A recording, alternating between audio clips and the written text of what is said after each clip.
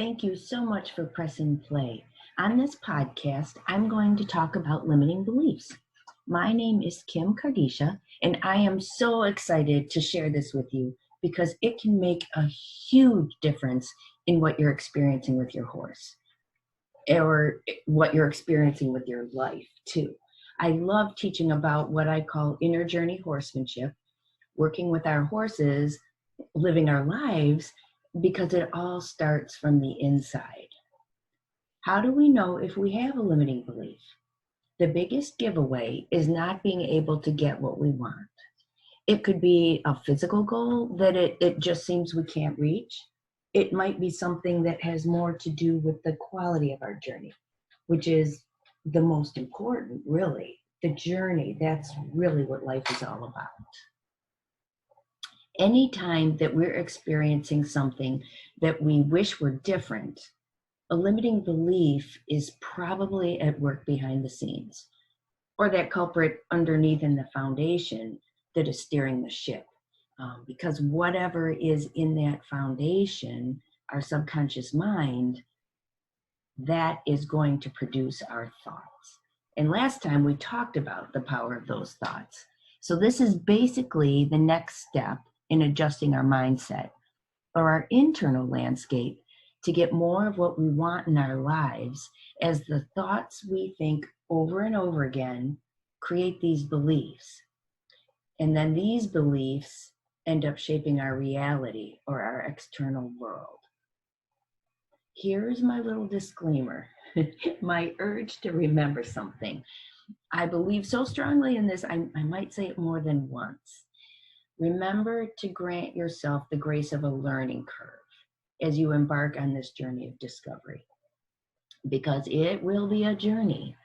There will be lots to sort through as you go, and as long as we don't get caught up in judging our pace or our level of progress, if we start swimming in somebody else's lane rather than our own, or I like to say thoroughbred style, run your own race.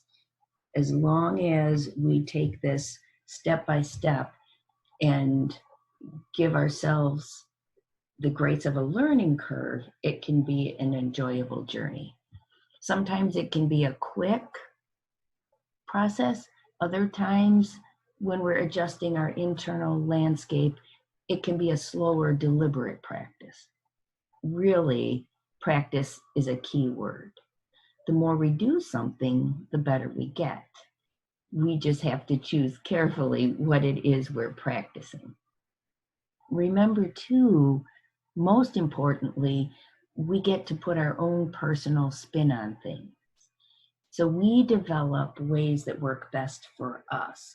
And as you're going through learning something new, it will take some time to figure out what really speaks to your heart, your mind, and works best. So the grace of a learning curve. Remember when you learned to walk, maybe? Or maybe you've seen somebody else learn how to walk, obviously baby or toddler.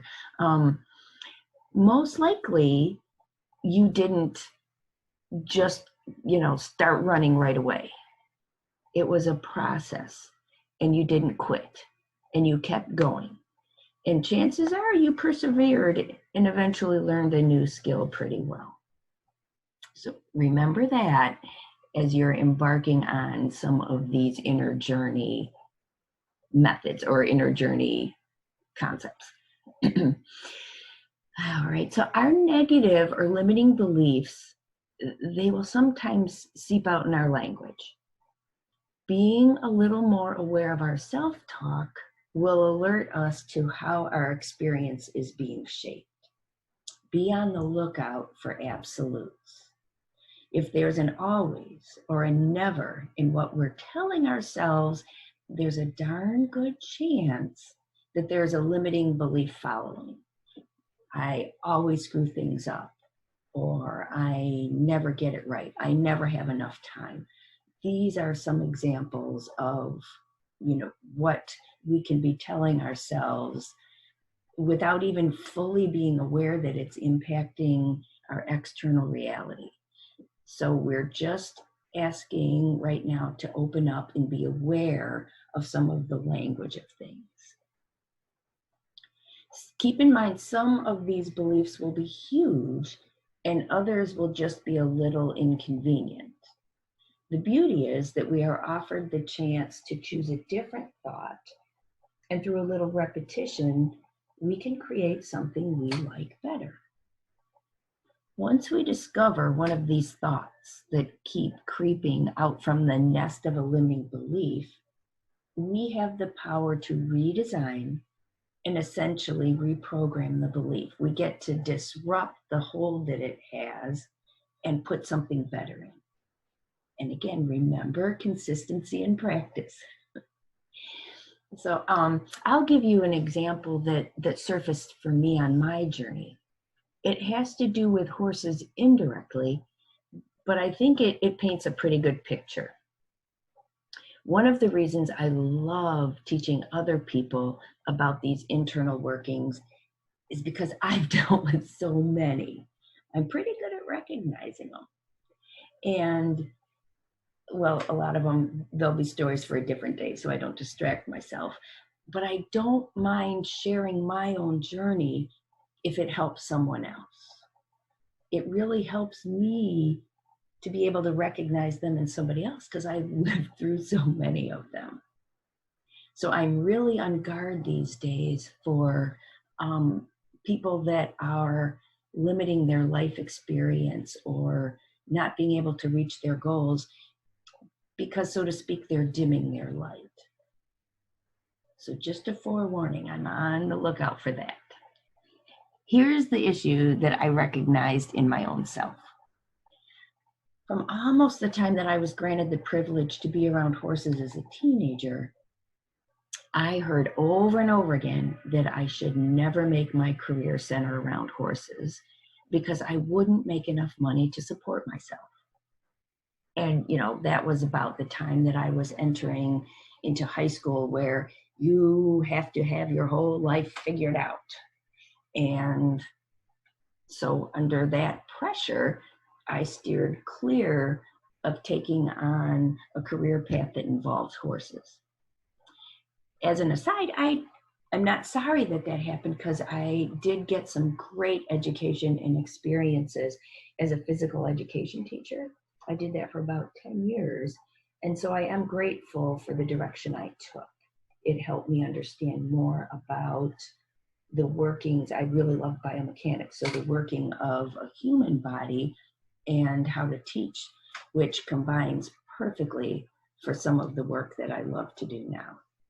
I just got there indirectly because of what I was hearing and believing, and it sunk down into my subconscious and steered my choices. So anyway, years later, when my life path led me back to teaching riding lessons, which led me to where I am now, another tangent story, I dug up and recognized that I had a tape playing that was shouting to me about how hard or impossible what I was trying to do would be, how much I was going to have to struggle. And from that framework, my thoughts and actions really weren't producing the results I would like to have seen as I was starting and growing a business. So obviously that needed to be reprogrammed. This particular belief wasn't really seeping out in my everyday self-talk, but I knew it was there. And when I opened up this awareness, my subconscious kind of spit it out to me. And if you listen to the podcast that we did last time, it talked about our subconscious being goal-driven.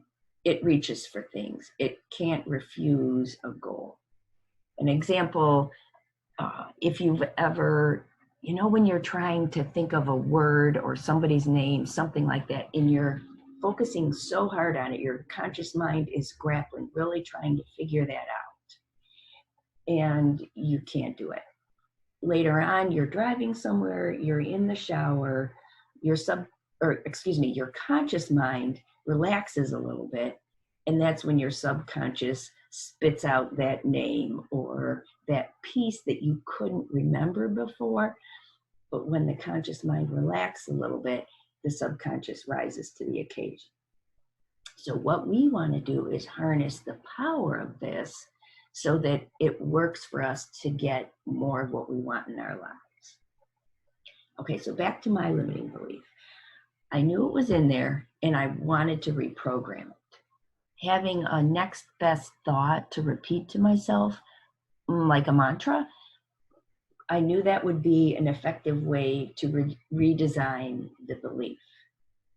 I knew I had to make it believable because emotions really pull these things down into our subconscious. It magnifies the thought, I don't even know, exponentially. You don't have to put a number to it. It makes it much bigger, much more impactful. At that time, I couldn't necessarily say, oh, I have a multi-million-dollar business, because, I could look at the clients that I didn't have, the bills that I had coming in, and my emotions wouldn't be able to hook on to and match or come into alignment with that affirmation or that new thought that I wanted to think. So there wouldn't be any power to it. And in fact, it could actually end up reinforcing that limiting belief that I had, because, inside I'd be going, well, not really. I like to call that not realiness. So the not realiness would take away any of the power of helping me achieve the new program that I wanted to live by, and I might end up reinforcing that old one. So picking something, a thought to think over and over again to reprogram your subconscious, we have to be able to fully believe that, to bring our emotions into alignment with it, and then it will be effective in programming our subconscious. So I chose to remind myself daily that I was learning lots about how to be a business person, and it showed in being able to reach more clients. I could believe in that. I could take stock in it. So I repeated that quite often, and it shifted things for me. So that's my real world specific example. In the work that I do with others to help them gain confidence, I found that we can't overreach our beliefs. Checking in with them is always worth time and effort, because that is the starting place. Figuring out how to convince ourselves that things can be different. It can be very helpful to make sure that you're in a optimistic, hopeful, or bright mindset when you're working to reprogram your subconscious. Because when we think a thought, kind of like follows like. So we can go on a trail, and once we start thinking one thought that's hopeful or positive, it will be able to create others. And then when our emotions really line up, remember, that's when we can deeply program our subconscious. So if you need a little bit of inspiration or help to think a positive thought or see a cool horse picture, come to our Hidden Promise Facebook page. I put up a post every morning with a little bit of inspiration, usually with a horse picture, sometimes with a farm picture, that hopefully can help you move into an I can type of mindset. Also, you can come to our website, confidencethroughconnection.com, and from there you can send an email if you'd like some support on a journey of reprogramming your subconscious, because it can be so effective, and it really can be fun if you have the right resources, right support, and right belief. So Thank you so much for listening and enjoy the rest of your day.